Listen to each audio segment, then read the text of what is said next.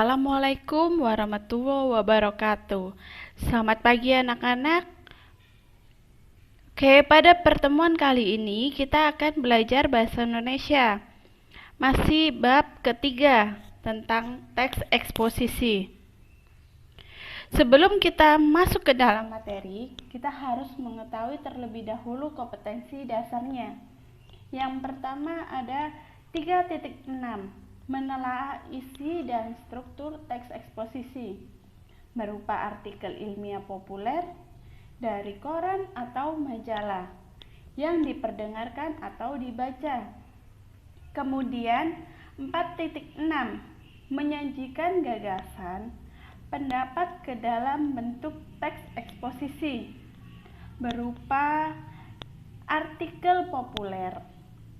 Contohnya seperti lingkungan hidup, bisa artikel tentang kondisi sosial dan atau keragam budayaan secara lisan dan tertulis dengan memperhatikan struktur, unsur kebahasaan, dan aspek lisan. Kemudian sebelum kita masuk ke dalam materi, kita harus mengetahui terlebih dahulu tujuan pembelajarannya. Yang pertama, menganalisis hubungan bagian-bagian struktur dan kebahasaan teks eksposisi. Kemudian, menganalisis informasi isi teks sesuai dengan bagian-bagian teks eksposisi. Yang ketiga, tujuan pembelajaran kita menyimpulkan isi teks eksposisi. Yang keempat, menganalisis struktur dan penggunaan kaidah kebahasaan teks eksposisi. Yang kelima, menyusun kerangka teks eksposisi berdasarkan struktur, kaidah kebahasaan, ciri kebahasaan, dan pola pengembangan kebahasaan berdasarkan objek yang akan ditulis. Dan yang terakhir ada menulis teks eksposisi. Kemarin Ibu sudah menjelaskan mengenai pemahaman atau memahami teks eksposisi. Dan kali ini Ibu akan menjelaskan tentang struktur yang terdapat dalam teks eksposisi. Ada 3. Yang pertama yaitu tesis, yaitu pengenalan isu, masalah atau pandangan penulis secara umum tentang topik yang akan dibahas. Jadi, di tesis ini itu adalah sebuah pengenalan isu atau pengenalan suatu permasalahan dalam teks atau pandangan umum kalian sebagai penulis atau pandangan umum penulis teks. Yang kedua, rangkaian argumen, yaitu pendapat atau argumen penulis, berguna sebagai penjelasan dari tesis yang akan dijelaskan sebelumnya. Biasanya berisi fakta untuk memperkuat argumen-argumen penulis. Jadi di dalam rangkaian argumen ini dijelaskan pada teksnya itu pendapat-pendapat penulis atau fakta-fakta yang memperkuat argumen. Yang ketiga, penegasan ulang. Perumusan kembali secara ringkas. Biasanya, bagian ini disebut dengan penutup atau simpulan. Jadi, di dalam penegasan ulang ini, biasanya penulis menyimpulkan atau simpulan dari teks. Jadi, bisa berupa rangkuman. Oke, kemudian ada kaidah kebahasaan teks eksposisi. Yang pertama, menggunakan kata-kata teknis atau peristilahan yang berkenaan dengan topik yang akan dibahas. Yang kedua, menggunakan kata-kata menunjukkan hubungan argumentasi. Seperti contohnya konjungsi kausalitas. Misalnya, atau contoh kalimatnya bisa jika, sebab, karena. Dengan demikian, akibatnya, oleh karena itu. Selain itu, dapat pula digunakan kata-kata yang menyatakan hubungan kronologis. Jadi di sini bisa menggunakan konjungsi kronologis. Kronologis itu merupakan keterangan waktu.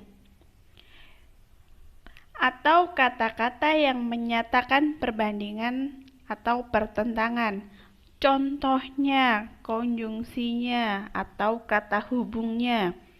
Seperti sebelum itu, kemudian, pada akhirnya, sebaliknya, berbeda halnya. Atau bisa juga menggunakan namun, kata namun. Yang ketiga, menggunakan kata-kata kata kerja mental atau mental verba seperti yang diharapkan, memprihatinkan, memperkirakan, mengagumkan, menduga, berpendapat, berasumsi, dan menyimpulkan. Yang keempat, menggunakan kata-kata perujukan seperti berdasarkan data, merujuk pada suatu pendapat. Yang kelima, menggunakan kata-kata persuasif seperti contohnya atau contoh kalimatnya. Hendaklah, sebaiknya, diharapkan, perlu, harus. Selain itu, teks eksposisi lebih sering menggunakan kata-kata denotatif. Contohnya seperti kata-kata denotatif. Kita belajar kalimat atau makna denotatif dan makna konotatif. Konotasi. Maaf.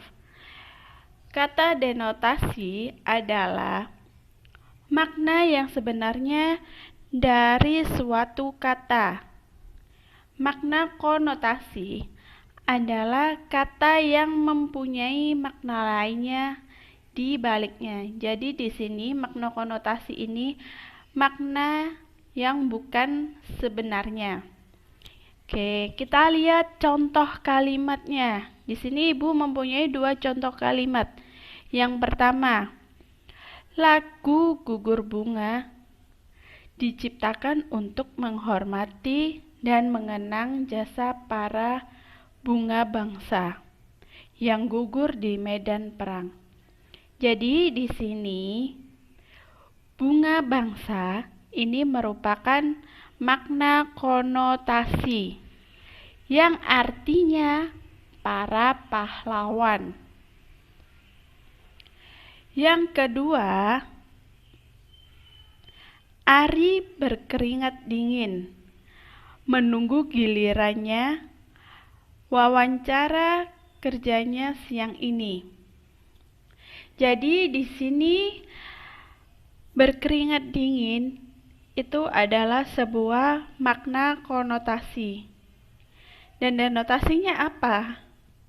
Nih, artinya berkeringat dingin itu berarti gugup. Kalau dibuat makna dan notasi, Ari gugup menunggu giliran wawancara kerjanya siang ini. Oke, selanjutnya langkah-langkah menyajikan teks eksposisi. Yang pertama, menentukan topik yang akan disajikan. Jadi kalian tentukan dulu topiknya. Apa yang mau kalian gunakan. Kemudian menentukan tujuannya. Tujuan eksposisinya itu apa? Tujuannya teksnya itu apa? Kalian tentukan terlebih dahulu. Yang ketiga, memilih data sesuai dengan tema. Jadi, datanya, kalian tentukan datanya sesuai dengan tema atau sesuai dengan topiknya. Yang keempat, membuat kerangka karangan. Jadi kalian buat kerangka karangan sesuai dengan struktur teks eksposisi.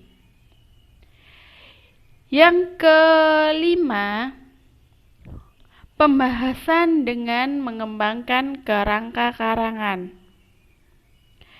Dan yang terakhir, membuat kesimpulan. Jadi nanti kalian simpulkan teksnya itu seperti apa. Kemudian ada langkah-langkah menyunting teks eksposisi. Yang pertama, membaca kalimat demi kalimat dalam teks. Jadi kalian baca terlebih dahulu kalimat satu dengan kalimat lainnya atau kalimat selanjutnya saling berhubungan atau tidak. Kalian koreksi terlebih dahulu. Yang kedua, memperbaiki tanda baca dan ejaannya. Tanda bacanya sudah benar atau belum? Titik komanya sudah benar atau belum?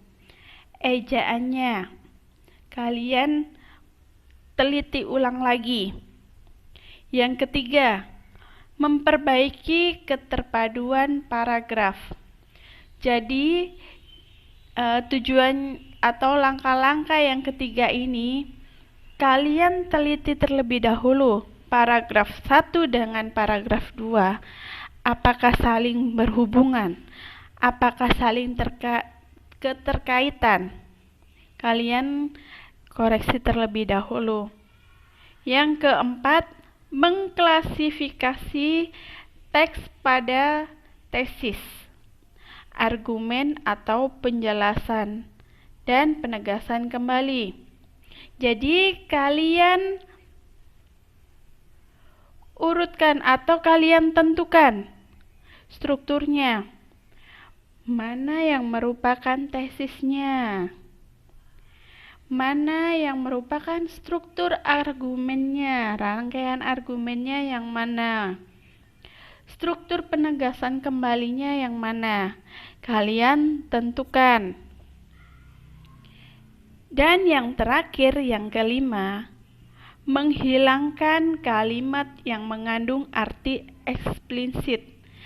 Jadi di sini kalimat yang mengandung makna tidak sebenarnya. Eksplisit itu makna yang tidak sebenarnya. Berupa ajakan melakukan sesuatu yang diinginkan penulis. Sekian penjelasan dari Ibu. Dan nanti Ibu akan memberikan contoh kalimat teks eksposisi di dalam GC atau Google Classroom kalian. Silakan nanti kalian mengerjakan tugas dan melihat contoh teks eksposisi di dalam Google Classroom-nya. Sekian penjelasan dari Ibu.